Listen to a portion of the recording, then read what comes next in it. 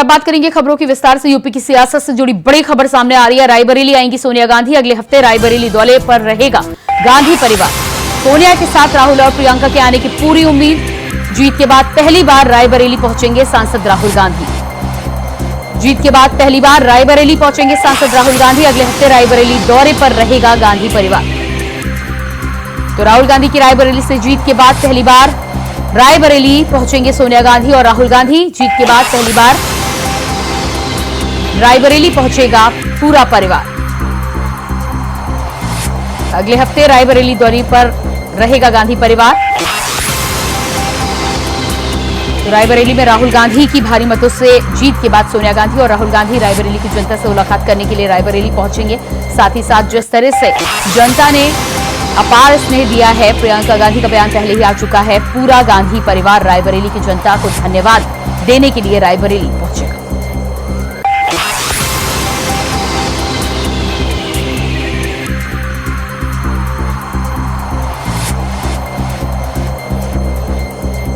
भारी वोटों के साथ रायबरेली की जनता ने राहुल गांधी को जिताकर संसद भेजा है। सोनिया गांधी की अपील।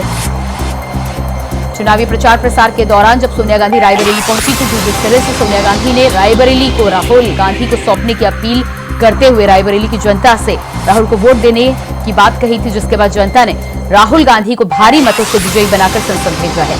ऐसे में सोनिया गांधी, राहुल गांधी और पूरा गांधी परिवार अगले हफ्ते रायबरेली का दौरा करेगा। रायबरेली की जनता के जताए विश्वास पर और भारी मतों के लिए उनका आभार व्यक्त करता हुआ नजर आएगा।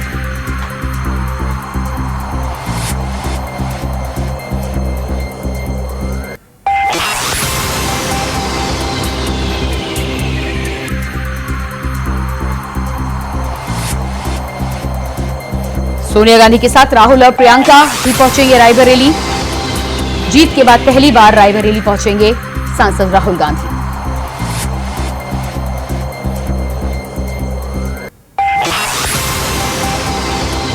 इससे पहले आपको बता दें कि रायबरेली के साथ ही साथ जिस तरह से अमेठी से भी कांग्रेस को बड़ी जीत मिली है। कांग्रेस के प्रत्याशी केएल शर्मा की जीत के बाद गांधी परिवार ने केएल शर्मा से की मुलाकात।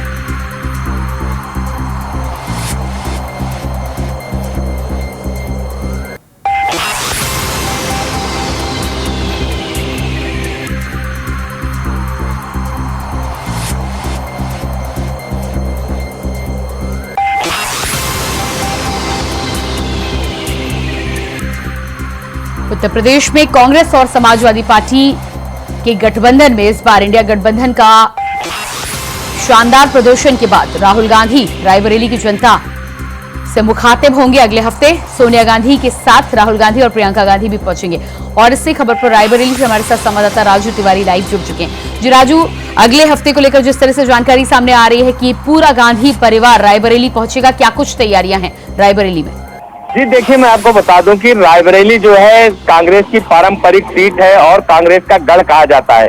यहाँ से गांधी परिवार के बड़े चेहरे हमेशा चुनाव मैदान में रहे हैं और प्रधानमंत्री बनाने के लिए रायबरेली जाना जाता है। तो ऐसे में राहुल गांधी को इस बार काफी मांग के बाद कांग्रेस की कोर कमेटी द्वारा निर्णय लेकर यहाँ से चुनावी मैदान में उतारा गया था, जिसके बाद वो जीत कर बड़े अंतराल से जीत हासिल किए हैं। हालांकि आपको बता दें कि अगले हफ्ते जो सूत्रों की माने तो अगले हफ्ते वो यहाँ आएंगे, यानी यहाँ से चुनाव जीतने के बाद पहली बार वो रायबरेली आएंगे और उनके साथ में उनकी मां सोनिया गांधी रहेंगी और ऐसा कयास लगाया जा रहा है कि प्रियंका गांधी भी उनके साथ में रहेंगे। तो ये जिस तरह से कयास लगाया जा रहा है कि पूरा गांधी परिवार रायबरेली में होगा, क्योंकि यहाँ से बड़ी जीत हासिल करने के बाद राहुल गांधी अगले हफ्ते पहली बार रायबरेली में आएंगे। तो साफ तौर से जो रायबरेली की राजनीति रही है वो शुरू से ही कांग्रेस के खेमे में रही है और हमेशा यहाँ से कांग्रेस को जीत हासिल हुई है। बता दें कि आजादी के बाद से यहाँ पर अभी कमल नहीं खिला है। हालांकि भारतीय जनता पार्टी ने 2024 लोकसभा चुनाव में पुरजोर प्रयास किया था कि यहाँ से कमल खिलाया जाए, लेकिन उत्तर प्रदेश के मंत्री दिनेश प्रताप सिंह को यहाँ से चुनावी मैदान में लाया गया था और वो राहुल गांधी के सामने चुनाव लड़ रहे थे, लेकिन उनको कामयाबी हाथ नहीं लगी और राहुल गांधी को बड़ी जीत यहाँ से हाथ लगी है। तो जिसके बाद से कहा जा सकता है कि जो गांधी परिवार है वो रायबरेली का आभार व्यक्त करने और अपने किले को मजबूत करने के लिए सियासी दौरा करेगा। तो उसी के तहत ये देखा जा सकता है कि राहुल गांधी, प्रियंका गांधी और सोनिया गांधी रायबरेली आएंगे और लोगों के बीच में अपनी बातों को रखेंगे और लोगों की बातों से जुड़ेंगे। तो ये कहा जा सकता है कि जो लोगों के द्वारा इस बड़ी जीत को दिया गया है गांधी परिवार और राहुल गांधी को, उसी का आभार व्यक्त करने के लिए राहुल गांधी और अपने पूरे परिवार के साथ में आएंगे। जी जी बिल्कुल। तो राहुल गांधी और पूरा गांधी परिवार जिस तरह से अगले हफ्ते रायबरेली पहुंचने वाला है, कांग्रेस के कार्यकर्ताओं की बात करें तो जिस तरह से भारी मतों से जीते हैं, जाहिर सी बात है कांग्रेसी कार्यकर्ताओं का आभार भी व्यक्त करते नजर आएंगे राहुल गांधी और सोनिया गांधी भी। आने की तैयारियों को लेकर कांग्रेसी कार्यकर्ताओं में कितना उत्साह देखने को मिल रहा है और जिस तरह का प्रदर्शन कार्यकर्ताओं के द्वारा, कांग्रेस के पदाधिकारियों के द्वारा निकलकर सामने आ रहा है, उसके बाद क्या माहौल होगा जब राहुल गांधी पहली बार जीतने के बाद पहुंचेंगे रायबरेली? जी बिल्कुल, बता दें कि जैसा कि कांग्रेस के जिला अध्यक्ष जो पंकज त्रिपाठी हैं, उनके द्वारा इस तरह की सूचना दी गई है और उनके द्वारा बताया गया कि तैयारियां कांग्रेस की तरफ से करी जा रही हैं और लगातार जो कांग्रेसी खेमा है वो तैयारियों में लगा है। क्योंकि इससे पहले सोनिया गांधी यहाँ से सांसद थी और वो राज्यसभा के राष्ट्रीय सांसद गई है, तो वो भी साथ में रहेंगी। तो कहा जा सकता है कि उनकी विदाई भी होगी और राहुल गांधी के जीतने का आगाज भी होगा। तो इस तरह से जो खुशी की लहर है कांग्रेसी कार्यकर्ताओं में वो देखने को मिल रही, क्योंकि रायबरेली और अमेठी दोनों सीटें जो है कांग्रेस के खेमे में गई हैं। तो इससे कहीं ना कहीं जो कांग्रेस का हर्षोल्लास है वो और ज्यादा है और जो इनका उत्साह है वो और बढ़ा हुआ है। क्योंकि 2019 में राहुल गांधी को केंद्रीय मंत्री स्मृति ईरानी ने झटका दिया था और वो हार का सामना किए थे, लेकिन 2019 की हार को पुनः दोहराया नहीं जा सका भारतीय जनता पार्टी की तरफ से। यानी कांग्रेस ने अपना खोया हुआ किला फिर से बरकरार कर लिया है और साथ ही साथ रायबरेली की भी जीत उसमें शामिल कर ली। तो इसमें यह भी कहा जा सकता है कि दोनों सीटों की जो जीत है वो कांग्रेस के लिए बड़ी महत्वपूर्ण होती है, क्योंकि दोनों सीटों पर हमेशा से जो कांग्रेस का दबदबा और कब्जा रहा है, उसको लेकर कांग्रेस में ये हमेशा से विश्वास रहता था कि रायबरेली और अमेठी के लोग जो है वो कांग्रेस के साथ हैं। और इसी नाते कांग्रेस के एंगल से अगर देखा जाए तो गांधी परिवार हमेशा रायबरेली और अमेठी को अपना परिवार कहता था और यहाँ के लोगों के बीच में रहते थे। हालांकि सोनिया गांधी के बीच में तबीयत खराब होने के बाद एक लंबा गैप हुआ था, जिसके बाद वो रायबरेली नहीं आ सकी, लेकिन कहीं ना कहीं जो यहाँ के लोगों का विश्वास था, लोगों का प्रेम था और लोगों का जुड़ाव था, वो लोकसभा चुनाव में साफ तौर से देखा गया। क्योंकि राहुल गांधी को एक बड़ी अंतर से यहाँ से जीत हासिल हुई है और उस जीत की बधाई देने के लिए कहीं ना कहीं जो गांधी परिवार है और जो कांग्रेस का खेमा है वो रायबरेली में देखने को मिलेगा। और चूंकि अभी से अगर देखा जाए तो यहाँ की जो तैयारियां हैं वो कहीं ना कहीं कांग्रेसी कार्यकर्ताओं और पदाधिकारियों द्वारा की जा रही है और अभी से ही पूरी रणनीति तय की जा रही है। जी बिल्कुल। तो रणनीति की यहाँ पर बात हो रही है, जिस तरह से राहुल गांधी जीतने के बाद पहली बार रायबरेली पहुंचते हुए नजर आ रहे हैं। और अमेठी की भी बात की जाए तो अमेठी ने भी जिस तरह का प्रदर्शन कांग्रेस को दिया है, केएल शर्मा को जिताकर भेजा है, ऐसे में क्या ये माना जा सकता है कि रायबरेली के बाद अमेठी के दौरे के लिए भी गांधी परिवार आगे बढ़ सकता है? हालांकि इस बात को लेकर अभी तक कोई जानकारी नहीं है। देखिए, जिस तरह से सूत्रों के हवाले से खबर है कि रायबरेली गांधी परिवार आएगा, लेकिन आपको बता दें कि उसी के साथ में प्रियंका जी के भी साथ होने की बात कही जा रही है, क्योंकि प्रियंका गांधी रायबरेली और अमेठी दोनों का चुनावी जो संग्राम था उसका पूरा उत्तरदायित्व संभाले हुई थे और उनके द्वारा पूरा चुनाव लड़ाया गया था। तो ऐसा कहा जा सकता है कि रायबरेली और अमेठी की जो बागडोर थी वो प्रियंका गांधी के हाथों में थी। तो कहीं ना कहीं जो श्रेय है केएल शर्मा ने जीतने के बाद वो गांधी परिवार को दिया है और प्रियंका जी को दिया है। तो इससे साफ तौर से अंदाजा लगाया जा सकता है कि केएल शर्मा भी रायबरेली में मौजूद रहेंगे। हालांकि ये देखने वाली बात होगी कि जो प्रियंका गांधी है वो आभार व्यक्त करने के लिए अमेठी जाती है कि नहीं, ये तो खैर समय ही तय करेगा या कुछ समय बीत जाने के बाद इस चीज की जानकारी दी जाएगी। लेकिन अभी जो जानकारी सूत्रों के हवाले से आई है कि वो रायबरेली आएंगी और रायबरेली के लोगों का आभार व्यक्त करेंगी और लोगों के बीच में रहेंगी। तो इस तरह से ये कहना अभी संभव नहीं है कि वो अमेठी जाएंगी या नहीं, लेकिन जिस तरह से संभावनाएं हैं और जिस तरह से लोगों के द्वारा कयास लगाया जा रहा है उससे ये कहा जा सकता है कि अमेठी भी जाया जाएगा गांधी परिवार के द्वारा, वहां भी लोगों के बीच में जाकर लोगों का आभार व्यक्त किया जा सकता है। जी बिल्कुल। तो लगातार जिस तरह से राहुल गांधी के दौरे को लेकर जाहिर सी बात है रायबरेली के कार्यकर्ता और जनता दोनों ही उत्साहित नजर आएंगे। एक बार फिर से भारी मतों से जीत दिलाने के बाद राहुल गांधी की अगर बात करें तो अमेठी का चुनाव जिस तरह से वहां पर मौजूदगी दर्ज न होने की वजह से कहीं ना कहीं 2019 में हार का सामना करना पड़ा था, एक बार फिर से रायबरेली और अमेठी की जनता ने जब विश्वास जताया है, तो क्या आने वाले समय में अब ये माना जा सकता है कि राहुल गांधी लगातार रायबरेली और अमेठी की जनता के बीच में अपनी मौजूदगी बनाए रखेंगे? क्योंकि जिस तरह से चुनाव में इसका नतीजा देखने को मिलता है, लंबे समय तक सोनिया गांधी के ना आने के बाद भी कहीं ना कहीं चर्चा का विषय बना हुआ था। आने वाले समय में क्या रणनीति बदली जा सकती है? क्या ज्यादा नजर आएंगे राहुल गांधी? जी देखिए, मैं बता दूं कि जिस तरह से प्रियंका गांधी ने चुनाव का कमान अपने हाथ में लेकर पुरजोर प्रयास किया था और दोनों सीटों पर उन्हें विजय हासिल हुई, तो साफ तौर से प्रियंका जी ने साथ में जाकर लोगों के बीच में जाकर ये पूरा भरोसा दिलाया था कि सुख और दुख दोनों में गांधी परिवार और कांग्रेस जो है बीच में रहेगा लोगों के। तो कहीं ना कहीं ये अंदाजा लगाया जा सकता है कि जो पुरानी गलती थी बिल्कुल उसको राजू, इस तमाम जानकारी के लिए बहुत शुक्रिया आपका। और इसके बाद बात करेंगे अगली खबर को लेकर। नीट परीक्षा में गड़बड़ी को लेकर प्रदर्शन। नीट परीक्षा में गड़बड़ी के आरोप, सैकड़ों छात्र छात्राओं ने किया प्रदर्शन। नीट की परीक्षा को रद्द करने की उठाई गई मांग को लेकर छात्र छात्राओं ने की नारेबाजी। तो नीट परीक्षा में गड़बड़ी के आरोप, नीट की परीक्षा को रद्द करने की उठाई गई मांग को लेकर छात्र छात्राओं ने की नारेबाजी। तो नीट की परीक्षा को लेकर छात्रों के विरोध के बाद अब परीक्षा को रद्द करने की मांग छात्र छात्राओं के द्वारा उठाई जा रही है। इस मांग को लेकर नारेबाजी और प्रदर्शन भी छात्र छात्राओं के द्वारा किया जा रहा है। जिस तरह से गड़बड़ी को लेकर छात्रों ने गंभीर आरोप लगाए हैं, अब देखना ही होगा कि आगे इस पूरे मामले में छात्रों के प्रदर्शन को लेकर, उनकी मांग को लेकर क्या कुछ होता है। लेकिन फिलहाल नीट की परीक्षा को लेकर बड़े आरोप निकलकर सामने आ रहे हैं। छात्र छात्राओं ने धांधली और गड़बड़ी का आरोप लगाया है। उनका कहना है कि इस परीक्षा को रद्द की जाए, क्योंकि हजारों छात्रों का भविष्य इस परीक्षा को लेकर खतरे में और आधार में लटका हुआ है।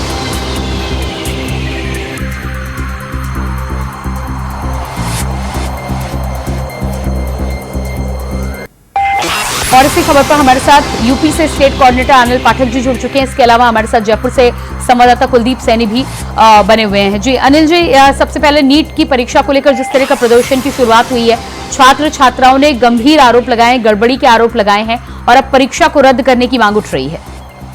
देखिए प्रियंका, नीट एग्जाम की जो लड़ाई है वो सड़क से लेकर के सुप्रीम कोर्ट तक पहुंच गई है, जहां बीएचयू वाराणसी समेत उत्तर प्रदेश के तमाम शहरों में धरना प्रदर्शन हो रहा है। वहीं सुप्रीम कोर्ट में अब अपील भी हो चुकी है। आपको बता दें कि इस नीट एग्जाम में करीब 24 लाख बच्चे बैठे हुए थे और तमाम तरह की खामियां जो है सामने आई हैं। हरियाणा का एक परीक्षा केंद्र है जहां पर सीरियल वाइज जो एक सीरियल के जो स्टूडेंट एग्जाम के लिए बैठे थे, उसमें 6 स्टूडेंट टॉपर हुए हैं। परफेक्ट बच्चों का 720 में 720 अंक आया है। तो इस बात को लेकर के जो एग्जाम एजेंसी है उसकी कार्यशैली को लेकर भी तमाम सवाल खड़े हो रहे हैं और विपक्ष भी हमलावर है कि आखिर हो क्या रहा है नीट एग्जाम में। लाखों बच्चों का भविष्य जो है, जो सालों से मेहनत कर रहे हैं, एग्जाम दे रहे हैं, लेकिन परीक्षा फल आ रहा है तो उसमें कुछ और ही निकल के आ रहा है। जी अनिल जी, उत्तर प्रदेश की बात की जाए तो कितनी भारी संख्या में प्रदर्शन करते हुए छात्र नजर आ रहे हैं और माना यह भी जा रहा है कि नारेबाजी लगातार कर रहे हैं, प्रदर्शन कर रहे हैं। कहाँ प्रदर्शन नजर आ रहे हैं उत्तर प्रदेश में? देखिए, जो सबसे ज्यादा चर्चित प्रदर्शन है वो बीएचयू वाराणसी में है। वहाँ पर सैकड़ों छात्र नारेबाजी कर रहे हैं। और मेडिकल एग्जाम की अगर बात करें तैयारी की, तो लखनऊ में भी इस तरह से तगड़ा जनाक्रोश है। कानपुर में भी बच्चे तैयारी करते हैं मेडिकल एंट्रेंस की, तो वहाँ पर भी बच्चे सड़क पर उतरे हैं।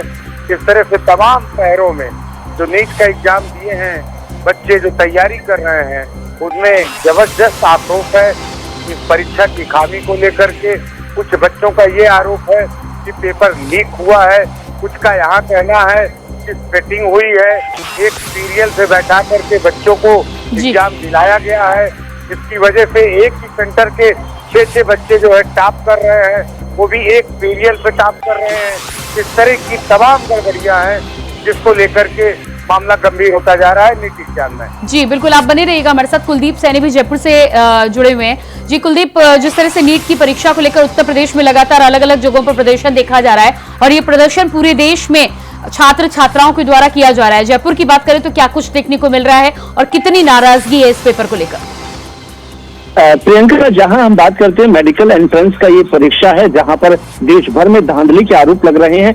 राजस्थान में भी खासा छात्रों में आक्रोश है, लेकिन सबसे बड़ा सवाल ये है कि आखिरकार जिस तरह की धांधली हुई है, जिस तरह के नंबर्स को लेकर छात्रों में विरोध है, तो क्यों ना उसकी जांच कराई जाए। केंद्रीय जांच एजेंसियां लगातार जब इतने बड़े मुद्दों को लेकर जब हम देखते हैं कि घरों घरों में जाकर सीबीआई और ईडी की रेड बढ़ रही है, तो ये इतने बड़े मुद्दे जब देश में बच्चों के भविष्य को लेकर सरकारें चिंतित नहीं है, तो कहीं ना कहीं सवाल खड़े होते हैं। राजस्थान के लिहाज से बात करें तो विपक्ष इसे जरूर मुद्दा बना रहा है, क्योंकि लगातार केंद्र सरकार पर हमलावर होता विपक्ष सब सड़कों पर नजर आएगा। क्योंकि लगातार हम देखते हैं कि 2018 से 2021 का जो दौर रहा है, राजस्थान में पेपर लीक को लेकर एक प्रचलन चला और राजस्थान की तमाम परीक्षाएं पेपर लीक की भेंट चढ़ गई, और उसी का नतीजा रहा है कि राजस्थान की पूर्ववर्ती सरकार इस और ध्यान नहीं देकर अब नीट परीक्षाओं को लेकर राजनीतिक मुद्दा बनाई जा रही है।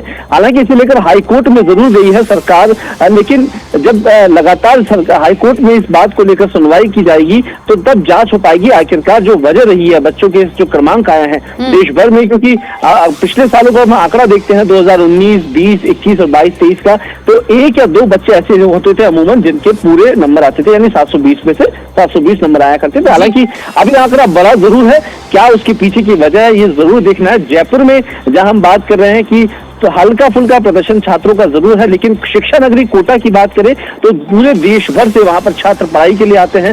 कोटा एजुकेशन हब माना जाता है, जहां पर हम देखते हैं आए दिन स्टूडेंट सुसाइड कर रहे हैं। तो कम से कम ये एक गंभीर मामला है, संवेदनशील मामला है, सरकारों को उस पर ध्यान देना चाहिए। कोटा में छात्रों का विरोध बढ़ गया है, जिसके चलते कई छात्र, हमने देखा कि नीट का परीक्षा का जब परिणाम आया, एक छात्रा का वीडियो वायरल हुआ जहां पर वो छत से कूदती हुई नजर आई। तो कहीं ना कहीं जो अनियमितताएं हैं वो सरकार की, उस पर गौर करना चाहिए, ना कि इसको राजनीतिक मुद्दा बनाकर इस पर राजनीति करनी चाहिए। जी बिल्कुल, तो बड़ा मुद्दा है यहाँ पर अनिल जी।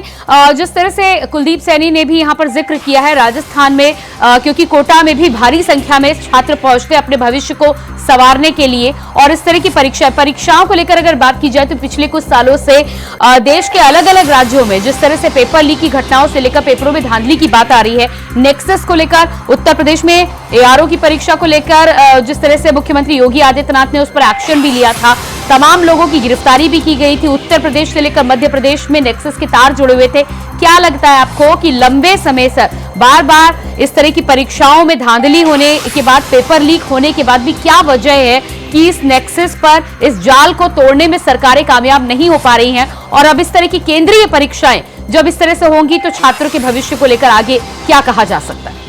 देखिए प्रियंका, उत्तर प्रदेश में अभी बहुत सारी नौकरियों के एग्जाम हुए थे, जिसमें पेपर लीक होने के बाद भर्तियां भी रद्द हुई और ना ही किसी भी बेरोजगार को रोजगार मिल पाया, और ऊपर से सरकार की पाक पर भी तगड़ा बट्टा लगा। लेकिन अब जो मामला है ये entrance exam, medical entrance exam का है, और ये देश स्तर का इंट्रेंस एग्जाम था, जिसको लेकर के विभिन्न राज्यों के करीब 24 लाख अभ्यर्थी बैठे हुए थे, जिसमें आपको बता दें कि 57 अभ्यर्थी ऐसे हैं जिनको 5। जी बिल्कुल अनिल जी, आपको बीच में रोकूंगी। इस जानकारी के लिए बहुत बहुत धन्यवाद। कुलदीप सैनी जी, आपका भी बहुत बहुत धन्यवाद जुड़ने के लिए। लोकसभा चुनाव में जीत के बाद इंडिया वॉइस संवाददाता मोहम्मद आसिफ ने आजमगढ़ से सपा सांसद धर्मेंद्र यादव से खास बातचीत की। क्या कुछ कहा, आपको सुनाते हैं। आजमगढ़ में एक बार फिर से समाजवादी का कब्जा हुआ, क्या कहना चाहते हैं? आजमगढ़ हमेशा समाजवादियों का रहा, समाजवादियों का है और समाजवादियों का ही रहेगा। पिछली उपचुनाव की हार को मीडिया ने, विपक्ष ने बड़ा हाईलाइट किया था। मैंने उस समय भी कहा था ये हार बहुत मामूली और एक्सीडेंटल और बेईमानी की हार है। हार के बावजूद हमने स्वीकार किया, एक्सीडेंटल हार है, चलो स्वीकार करते हैं। लेकिन जनता ने जैसा कि चुनाव अभियान में चल रही थी बात की सूद सहित वापस करेंगे, तो जहां हम 8000 से हारे थे वहाँ 161 से जिता दिया जनता। अयोध्या को लेकर श्री राम मंदिर बनाया, अयोध्या में श्री राम मंदिर बनाया गया, और जिस तरह से अयोध्या को वीडियो बना लेना, स्क्रीनशॉट ले लेना, तैयार की गई बीजेपी की तरफ से, और बीजेपी यहाँ से हार गई। क्या कहना है? भगवान राम भी नाराज है बीजेपी से। भगवान राम भी नाराज है। अयोध्या के लोगों ने जो आशीर्वाद दिया है, अयोध्या से ज्यादा कहाँ के लोग भगवान राम की भावनाओं को समझेंगे। सही, और वहाँ के लोगों ने समाजवादियों को आशीर्वाद दिया है, तो आप समझ सकते हो।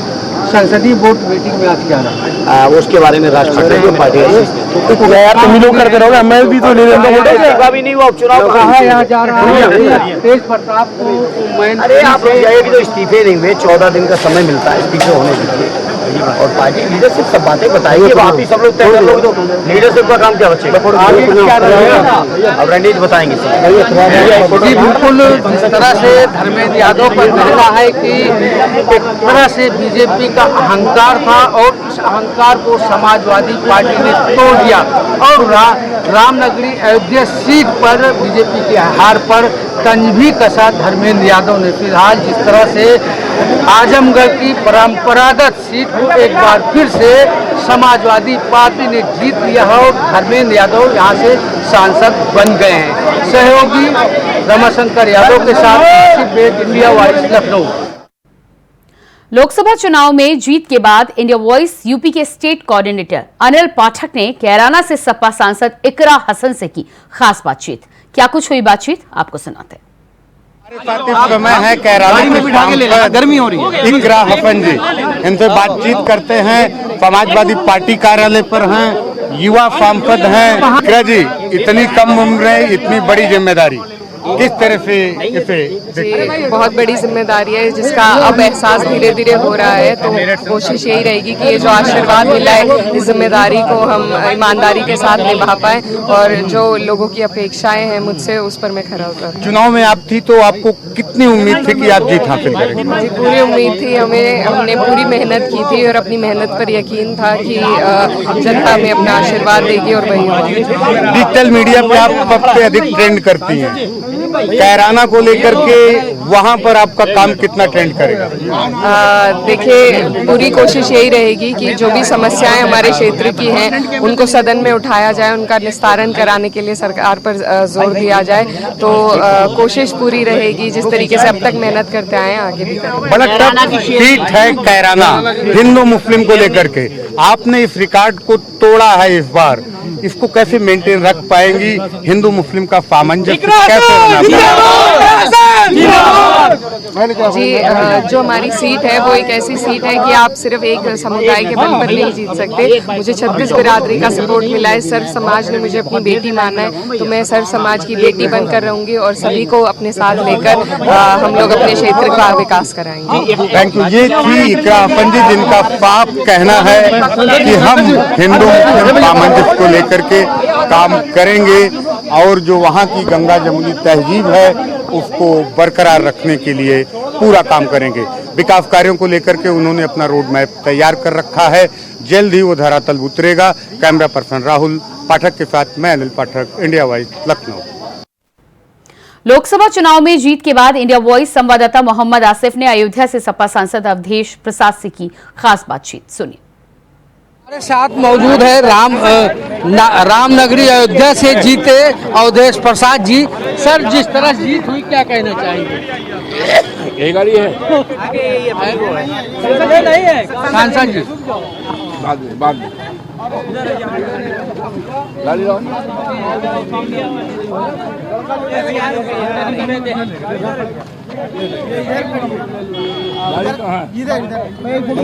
सांसद जी, जिस तरह से आप अयोध्या में जीते क्या कहना चाहेंगे? ये जनता की जीत है, जनता की जीत है और नकली राम भक्तों की हार है। रामनगरी अयोध्या को लेकर, श्री राम मंदिर को लेकर बीजेपी ने एक तरह से रील बनाई थी और अगर बात करें लोकसभा चुनाव में तो काफी सीटों पर कई मंत्री भी हारे हैं, क्या वजह मानते हैं?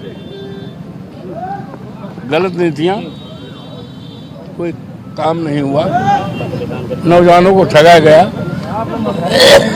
पर्चा लीक किया गया, सेना में अग्निवीर 4 साल के लिए, महंगाई, भ्रष्टाचार, बेईमानी और अत्याचार हुआ अयोध्या में।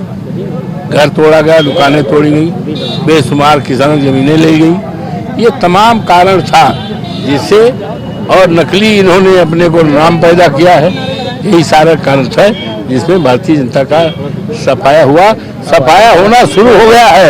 अब सारे देश आज की मीटिंग में क्या हुआ? जी बिल्कुल, अवधेश प्रसाद का कहना है कि जिस तरह से लेकिन राम के नाम पर कहीं न कहीं आम जनता को बरगलाने का काम किया था। लेकिन जिस तरह से रिजल्ट आया है, इससे कहीं न कहीं बीजेपी को झटका भी लगा है।